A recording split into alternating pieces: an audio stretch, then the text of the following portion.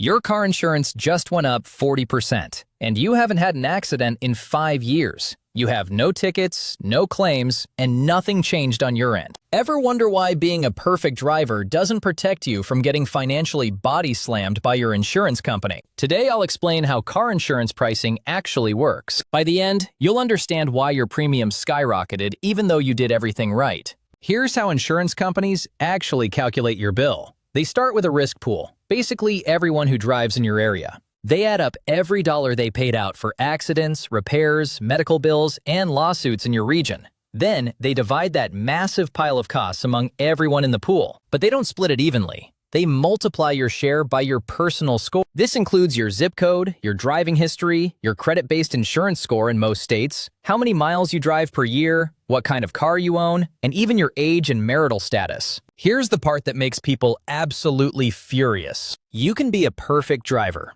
0 accidents, 0 tickets, never filed a claim in your life, and still watch your premium explode. Why? Your neighborhood got riskier.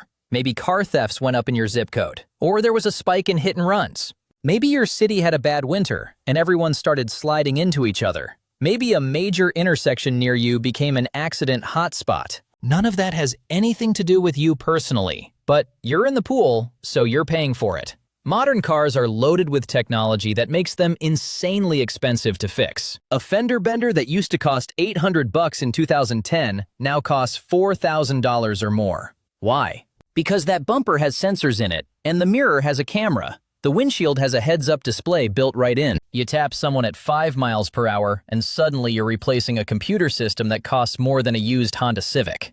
Add in part shortages, rising labor costs at body shops, and climbing medical payouts from lawsuits. So insurance companies are hemorrhaging money. They pass every penny of that directly to you. There are also silent punishers that most people completely miss. First one is loyalty pricing, which means staying with the same company costs you more.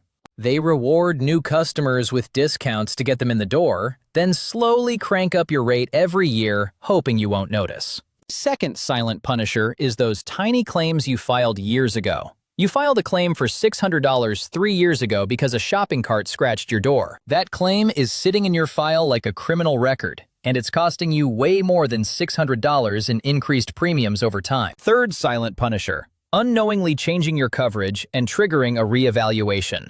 Maybe you bought a newer car and updated your policy. Maybe you added your teenager to the plan. Maybe you moved 3 blocks away to a zip code that's suddenly considered higher risk.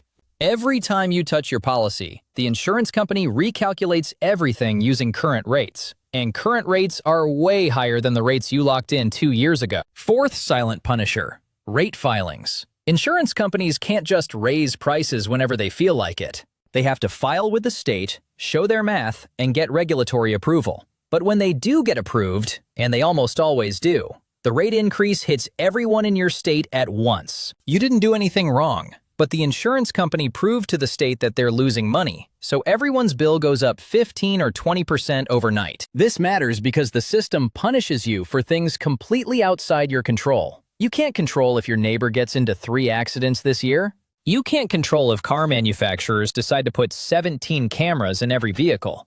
You can't control if parts get stuck on a cargo ship for 4 months. You can't control if your state approves a rate hike, but you're paying for all of it anyway. But here's what you can actually do about it. First move, shop for quotes every single year. Actually call 3 or 4 insurers, get real quotes, and compare them line by line. Loyalty is expensive, and switching can save you $500 to $1,000 a year, or even more depending on your situation. Second move, raise your deductible if you can afford it. Going from a $500 deductible to $1,000 or $1,500 deductible can drop your premium by 20 to 30%. If you've got an emergency fund that can cover a bigger hit, this move pays for itself fast.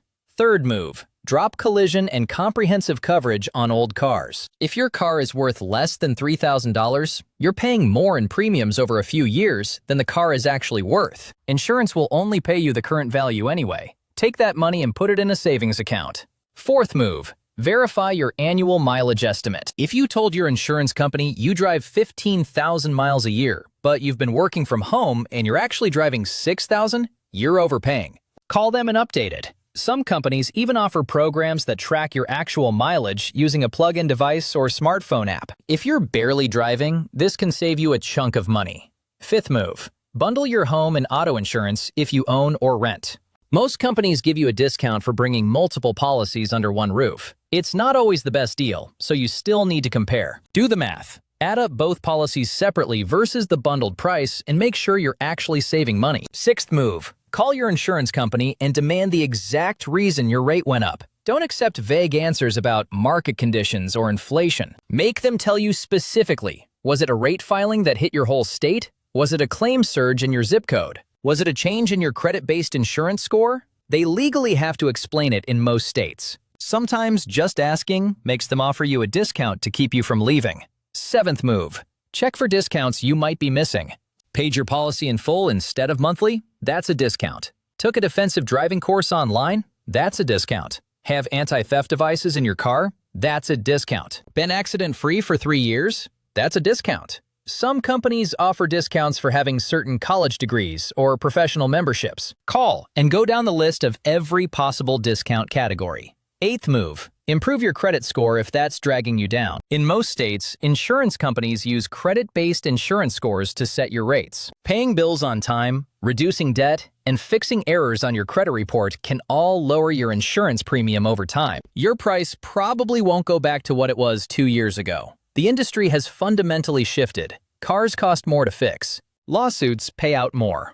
Parts take longer to get. More people are driving distracted. Insurance companies are paying out more than they're taking in, and they're adjusting rates to match. But you don't have to pay the loyalty tax, the ignorance tax, or the too lazy to shop around tax. The baseline increase might be unavoidable, but the extra 15% you're paying because you haven't switched companies in 6 years? That's on you, and you can fix it this week. To recap, insurance prices are based on regional risk pools, plus repair costs, plus legal costs, all multiplied by your personal score. You can be perfect and still get hammered because your area got riskier or because fixing modern cars costs a fortune. Silent punishers include loyalty pricing, old claims haunting you, coverage changes triggering repricing, and rate filings at once. Your move. Shop quotes annually. Raise your deductible carefully. Drop coverage on worthless cars. Verify your mileage. Bundle strategically. Demand specific explanations for increases. Ask for every discount and work on your credit. So here's the real question. What's the most frustrating part of dealing with your car insurance? Is it the lack of transparency, the constant rate hikes, or something else they're doing that makes you want to cancel and just risk it? Drop your thoughts in the comments.